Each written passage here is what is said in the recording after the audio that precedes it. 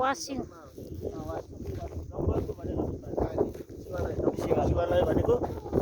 यही हो हाम्रो पहिला हाम्रो पुर्खालय जुन माङफाङको हाम्रो 12 भाइ भने एकदम शिवालयबाट पुर्खाहरूले 12 पगरी भनेर यहाँ चिन्थे 12 भाइ उल्टो हामीतिर नि यता अनि त्यो 12 पगरी चाहिँ कसरी भयो भने हामी दुर्गुन माङफाङहरूको किपट थियो अरे यता पहिला हामीले हाम्रो पुर्खाहरू यहीँबाट बाँडिएको अरे 12 भाइ कता गए